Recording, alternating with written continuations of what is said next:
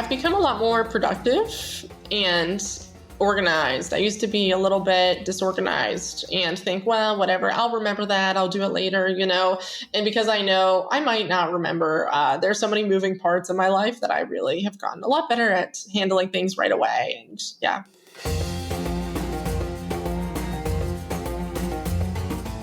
Hi friends, this is Read and Write with Natasha podcast. My name is Natasha Tynes and I'm an author and a journalist. In this channel, I talk about the writing life, review books, and interview authors. Hope you enjoy the journey. Hi everyone, and welcome to another episode of Read and Write with Natasha. I have with me today Kayla Ehring, who is a traveler originally from Pennsylvania, USA. She bought a one-way ticket to Mexico in 2017 and has been living or traveling abroad ever since. She started the blog Writing from Nowhere in 2018 in an attempt to write until she understood what she wanted to do with her life, not expecting to find the answer at her fingertips. So, Kayla, welcome to the show. And thank you for joining me today. And I'm excited to hear from you and hear about your new book about being a digital nomad. So before we get into your book, tell me, what is a digital nomad? A digital nomad is a remote worker who sometimes works from somewhere else. So you might travel all the time, where you live on the road and you're constantly traveling, or maybe you travel a week or two or a month out of the year. It's just that you take advantage of that ability to work from anywhere. And how do you find jobs? What do you do for a living? Like if you say you work, what do you do? A lot of people find freelance work where they freelance their skills, or they find fully remote jobs. Especially since the pandemic, there's a lot of options. There are job boards like remote.co, flex jobs that are completely dedicated to remote roles. Okay, so how do you make a living? I make a living freelance writing. I'm self-employed. Okay. So can you tell us a bit about the kind of content you produce? How do you find clients? All of that. I have some regular retainer clients that I ghostwrite for every month. And I also have bigger freelance contracts with HubSpot, GoDaddy, where I produce content for their websites. And I found those through networking. So mostly LinkedIn. LinkedIn's brought me a lot of writing work. Ah, wow. So how do you do that? Do you cold DM them, or do you just post content and they come to you? Just curious. I want to steal your strategy. I just try to get to know people. So I look for people who are writing for companies that I would like to write for, and I just follow them and connect with them and talk. And after we've been kind of chatting for a little while, I'll ask, hey, do you want to hop on a coffee chat? So on LinkedIn, a coffee chat is like a 30-minute Zoom call where you just talk and get to know each other. And then you can ask questions more informally and get to know people that way. Okay. So after, I assume, a few years of doing that, you decided to publish a book, right? So tell us about the book, the title, the idea, all of that. And it's going to be released soon, right? Or it's already been released? It's in January. It's released in part of the world now. It's released worldwide January 30th. So part of it came out today in part of the world. Congrats. Thank you. So if you could tell us a bit about the book and the idea and all of that. I started sharing bits about the lifestyle on LinkedIn in 2021, whenever remote work was kind of becoming more popular. And then all of a sudden, a lot of people were traveling and saying, oh, maybe I'll go, on vacation and take my work with me since I'm working remotely now. And I just started sharing bits of the lifestyle on LinkedIn, trying to show a more realistic side of things. The downsides. I wanted to, because there's a lot of positivity out there, which is really good, but it's not the whole picture. It's kind of the highlights reel. And a publisher saw my writing and liked it and reached out and offered me a book deal. Wow, you're lucky. Who's the publisher? Kogan Page. They're based in London, New York, and New Delhi. And so they came out of the blue, they DM'd you and they said, we've been reading your stuff and we want to publish a book. Yeah. Wow. It was a surprise. You did not expect that. Okay.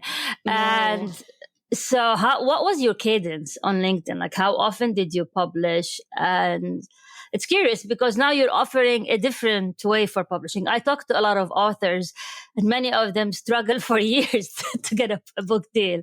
And so basically you were picked, which was amazing. So tell us what's your magic? What's your cadence? How did that happen? I was posting every day at this point on LinkedIn, so 7 days a week, and I was posting pictures as well as text. I think something that worked for me was that I think whenever you post on LinkedIn often, people feel like they know you, especially if you post pictures. People see your face and they're like, oh yeah, that's Natasha. How's she doing? And people become familiar with you as if you're like a genuine friend or colleague. Oh, wow. And what the content was about, the positive and the negative. So let's talk a bit about, I think we know the positive is the flexibility, all of that, but what is the negative? I don't want to sound negative, but just, I'm a very positive person, but I'm just curious to hear what is the negative side to having this freedom of writing from anywhere. It can be bad for your mental health. A lot of people experience a lot of loneliness and the instability. If you're also self-employed, it can be quite unstable where you feel like, I don't know where I'm going next month. I don't know how much money I'm making next month. I don't know if this client will still be with me next month. It can be very volatile. And that instability can really lead to a lot of stress and a lot of overworking, or also underworking, where you think, well, I'm in the moment now.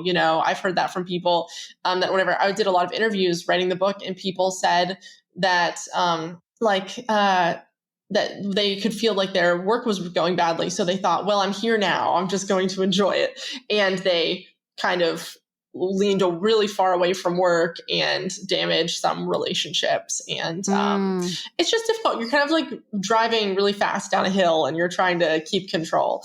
Would you go back to a 9 to 5 or will you always be a digital nomad?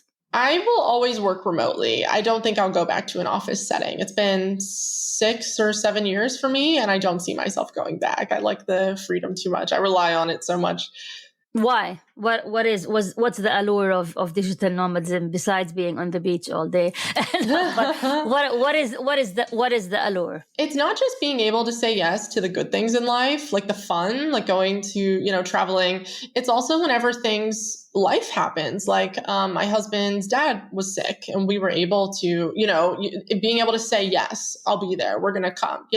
If someone in my family, if something happens, I know that we can get on a plane and say, yeah, we're going to show up and be there. And I wouldn't be able to do that with a normal job. And to me, that's really important because I don't see my family regularly. So it's important to know that if something happens, I can be there. And you're still in Mexico, correct? No, I'm in, where am I? Sorry. I'm in Croatia at the moment. Oh, wow. Okay. So I guess you travel a lot. So how often do you change countries, and based on how do you make the decision? I change Airbnbs about once a month. I like to book places for a month to kind of settle in and feel at home. And it just depends. I think I've never stayed anywhere longer than 2 months. I kind of like to kind of move. It just depends on the weather, and I like to stay where it's, sunny. It's not really sunny here today, but I let the Airbnb decide a lot of where I go next. So I travel with my husband and we'll look and just see, oh, there's a really nice B&B in Athens. Like, oh, okay, maybe we'll make our way down there next because we're just drifting around. We don't have an apartment or a home base. Oh, wow. And your husband's also a digital nomad? Yeah, we run our freelance business together. Do you have any kids? No. If you ever decide to have kids, would you have them as well in this lifestyle, or would that change things, you think? I think it would change things, but people do it with kids. People tend to do it a little bit differently. So some people do it at the same pace with kids, where their kids are doing school remotely. And some people settle in a country for 2 years, where they'll go and get their kids at an international school and they'll do 2 years at the school and in one place and then 2 years in the next place. I've met people who have done that and spoken really highly of it. You just have to find what works for everyone, because not all kids are good travel. It's not right for everyone.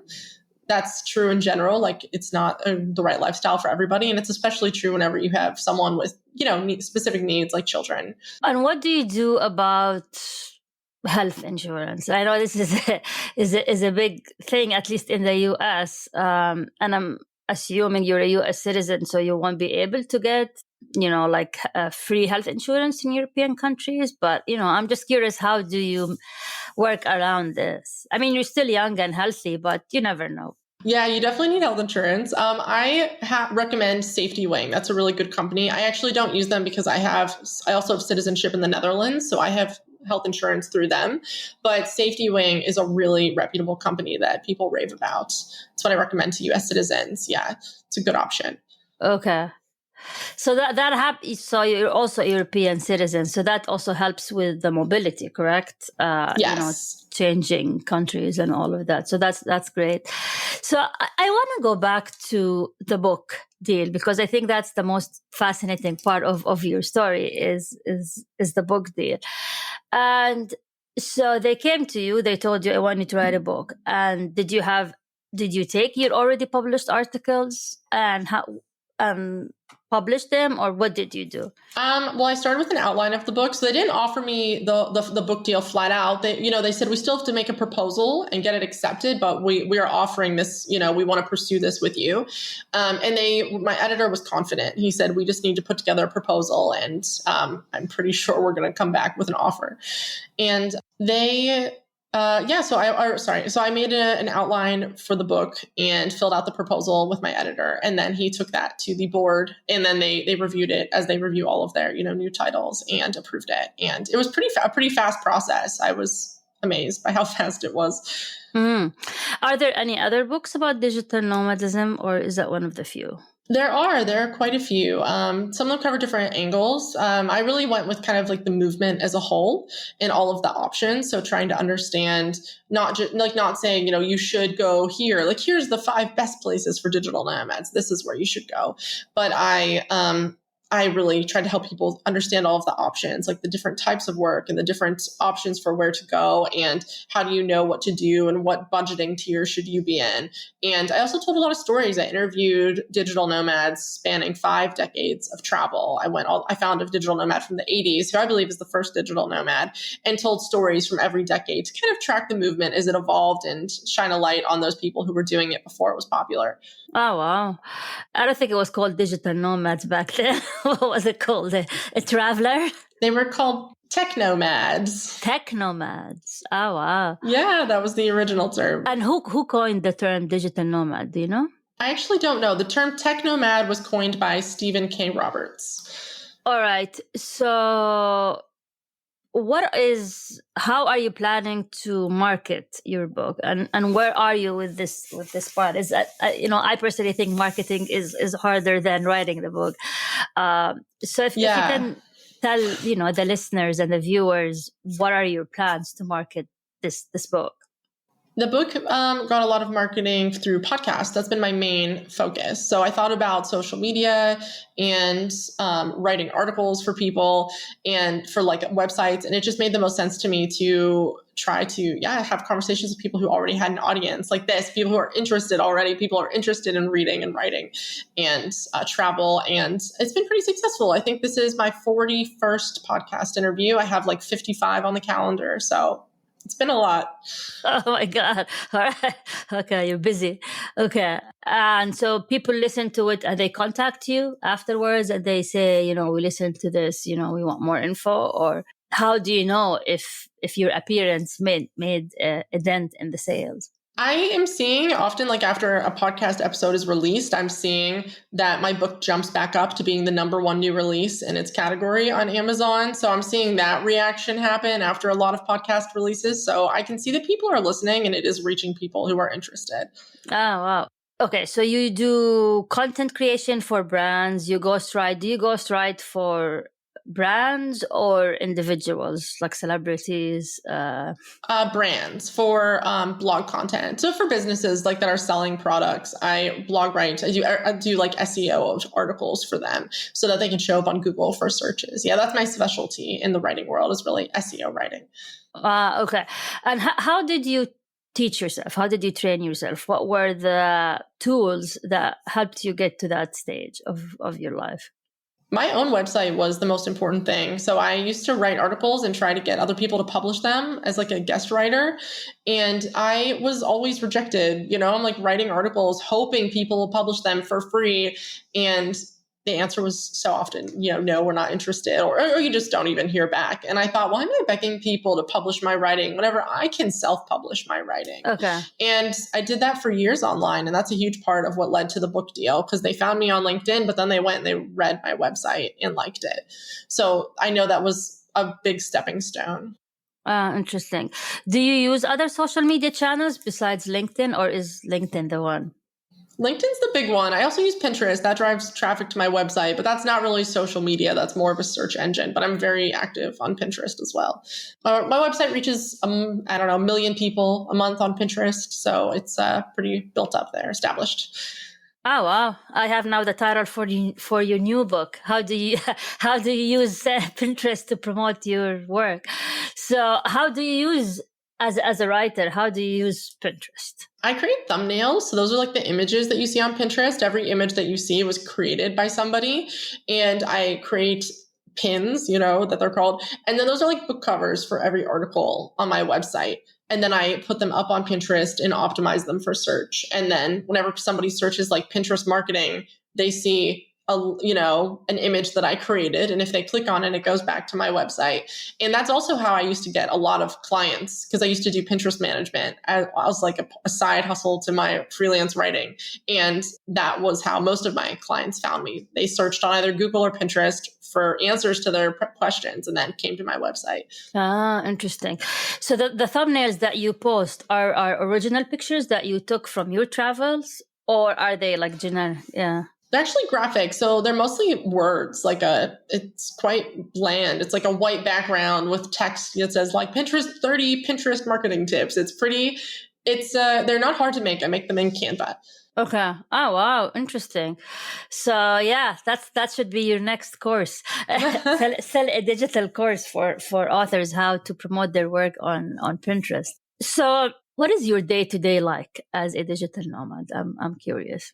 It's actually kind of boring to most people. I wake up, I work, and whenever I'm done working, I go out. And that's the part of my day that's different. I work 8 hours most days, but I close my laptop and I go. Like today, I took a break in the afternoon and I went for a walk along the Mediterranean and, got a cup of coffee, and being out in the downtime is what's different. But the work is still, 40 hours a week. It's not sometimes, or more. It's not a vacation. Do you believe in the concept of like the 4-hour week, like Tim Ferriss and all of them that automate everything, live from anywhere and work few hours? Is that even feasible? I liked the 4-hour work week. I liked the book because I think it opened people's minds. I know it opened my mind. I thought, I hadn't considered, a lot of these approaches to work, but it's not my future. I don't see that happening. And I'm also not trying. I know some people are going all in on scaling their businesses really heavily.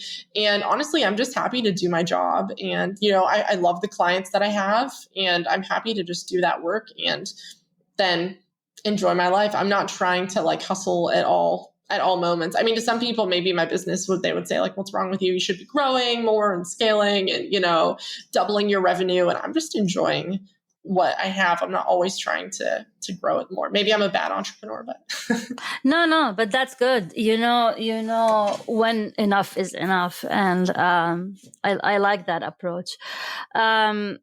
So, okay. So do you think this is the future of work? Do you think this is eventually where we're all going? It's not. Is the 9-to-5 office job is dead?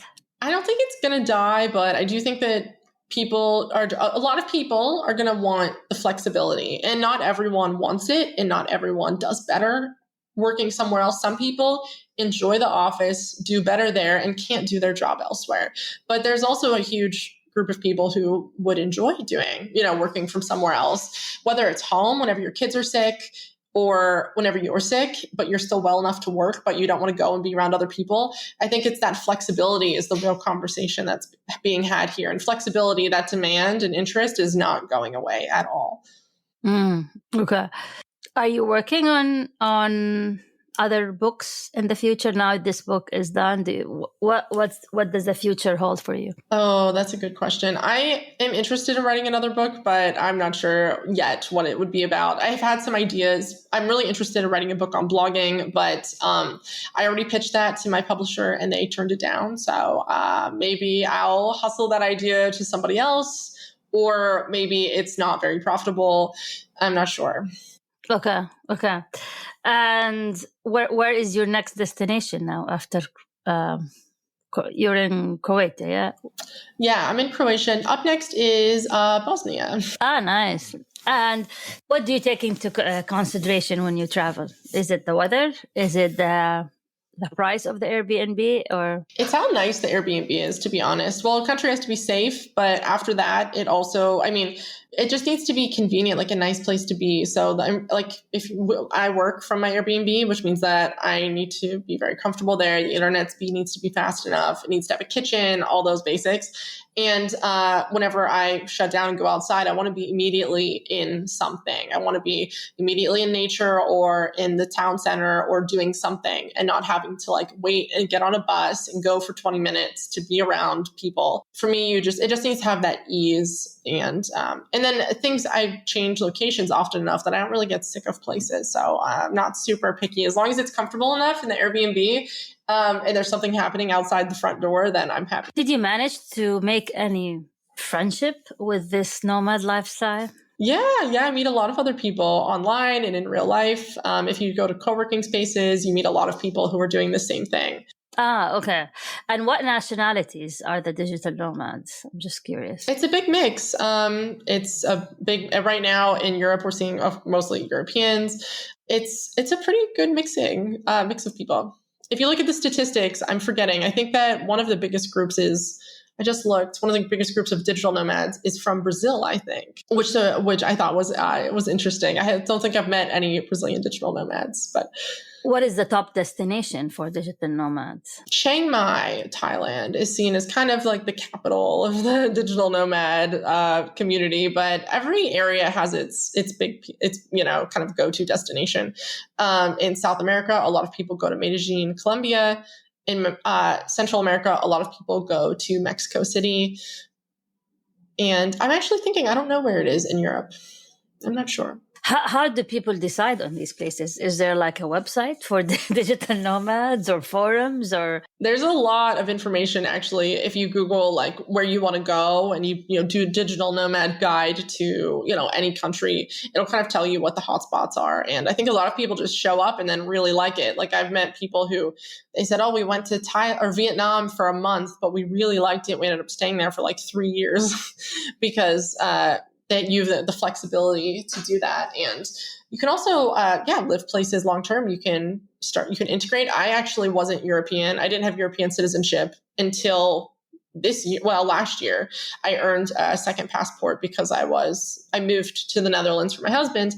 And then I was able to he sponsored me on my initial visa, but then I was able to sponsor myself, just saying I'm self-sufficient. I make money online. I can support myself. And through that, I was able to integrate and get a second nationality. Oh, wow. Wow. And how many years have you been doing this? Since 2017, you said? Yeah, so 7 years. Like 7 years. Oh, wow. You're a veteran.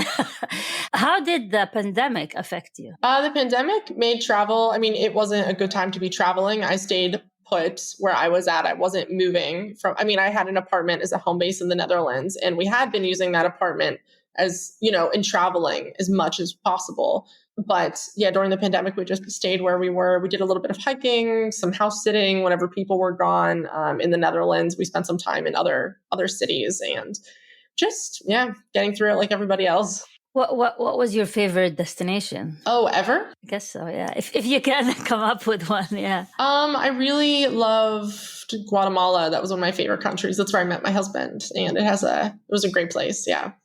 Why? What's so special about it? It's really, really beautiful and very colorful, and just found the people were very friendly. And I was in Spanish school there, so I was practicing, conversing with people. In some places, they don't want to They don't appreciate if you're struggling to communicate and they're like, hurry up, but I felt like people were really nice. Like if you were walking down the street and it was raining, someone would like wave you under to come under their umbrella with you.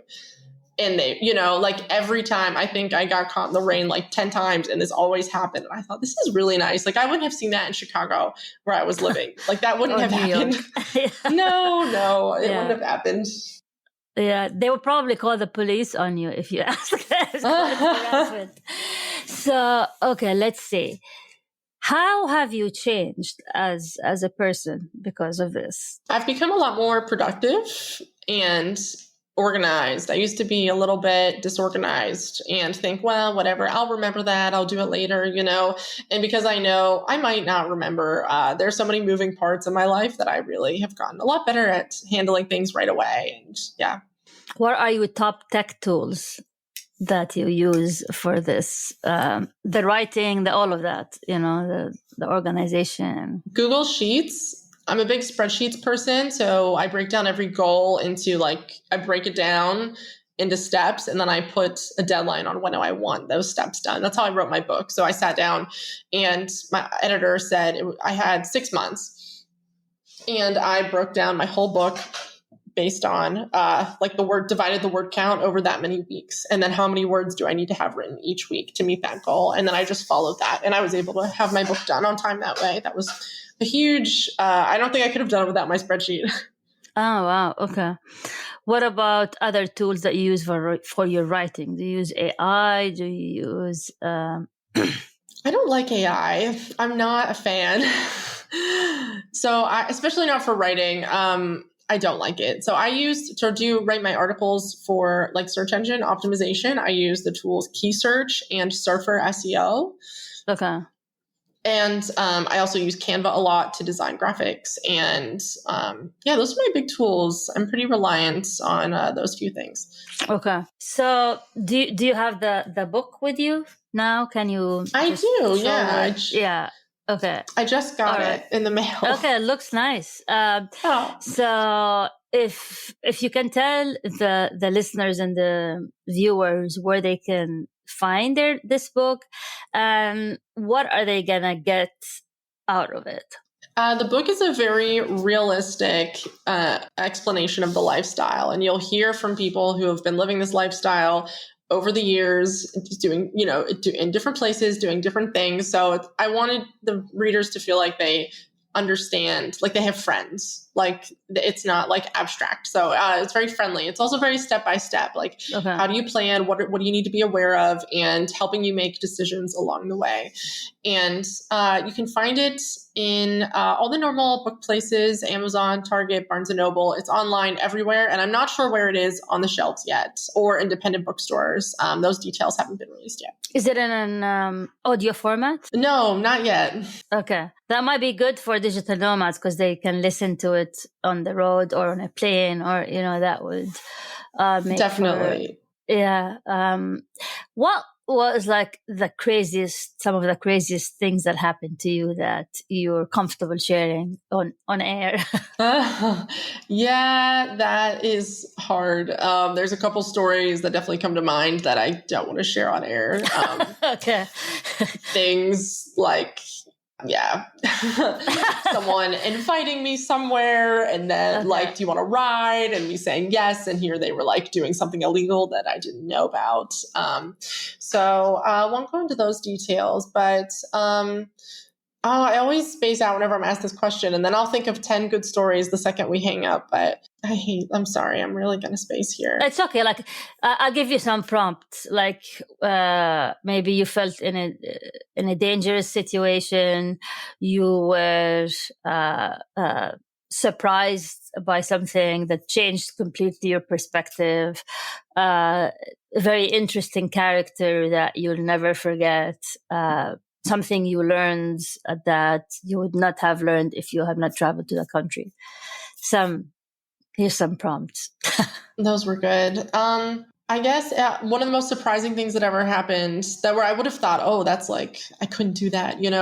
One time I was on taking a long train ride in Europe, starting in the Netherlands and going down to, I forget where I was going, Greece. And I forget where, or to Italy. And the train just stopped and like made everybody get off. And we thought the next train was going to come, and here it didn't. They were like, yeah, that comes in the morning and you can't stay here. So you have to leave. And we ended up having to squat in a parking garage overnight because we had no idea that we had to, and it was winter, and we were like sitting there bundled up with all of our clothes on playing chess because we have a little travel chessboard. And I thought it was one of those very random situations. And I would have thought, I don't know, I could never do that. I could never just like, hang out in a parking garage until we were literally like waiting for the sun to come up. We were there all night. It was so cold. And there was a hotel nearby, but it was really expensive. And we were like, we're not going to pay that much money for a few hours. And I'm trying to think what else. We went hiking. My husband and I went hiking. We weren't working.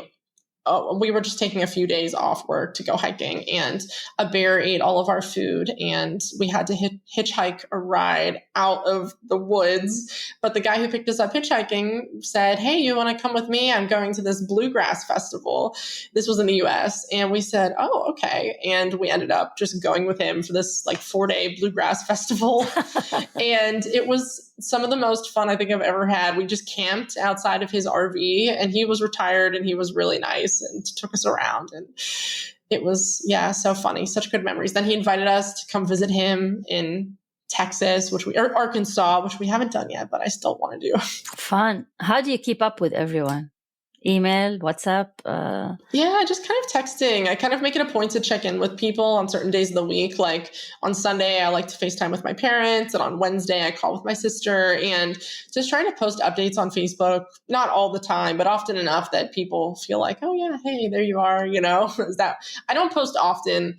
I don't know. It's not like a regular part of my life, but whenever there's something nice to share, it's nice to like show your face. And I always like seeing other people, even people I haven't seen in years. I think it's so nice to see you and see how you're doing. And it's such a nice, easy way to stay in touch. Do you journal?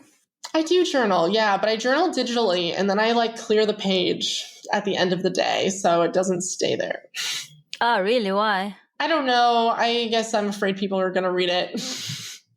No one's going to read it, but no, I don't know. Do you journal? Yeah, I do. But I've been journaling since I was 13, on and off. And when I went back and I read my journal when I was 13, it was really eye-opening, because every day was like this. At the end of each page this was the worst day of my life. Oh no. And this is like, and it was like be something stupid, like fighting with a friend or whatever.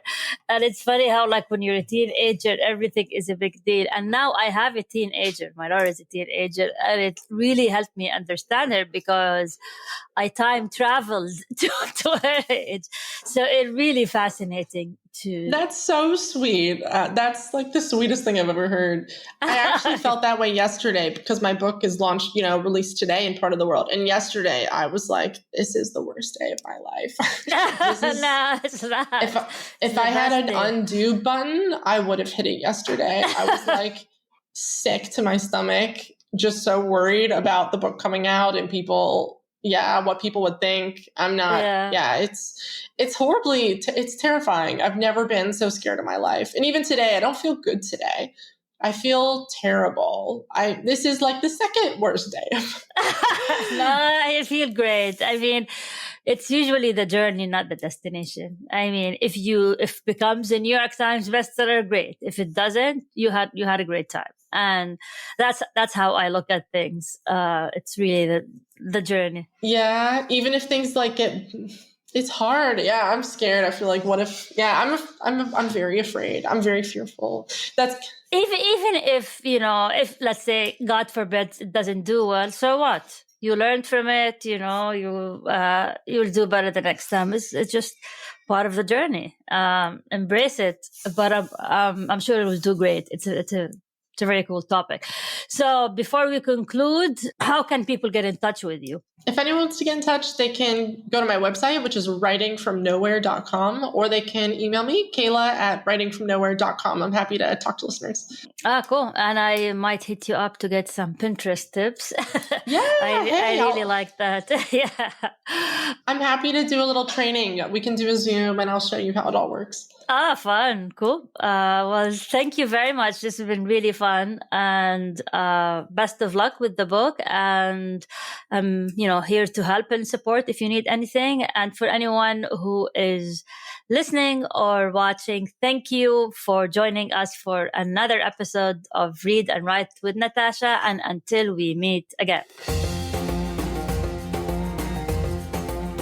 Thank you for tuning in to Read and Write with Natasha. I'm your host, Natasha Tynes. If today's episode inspired you in any way, please take the time to review the podcast. Remember to subscribe and share this podcast with fellow book lovers. Until next time, happy reading, happy writing.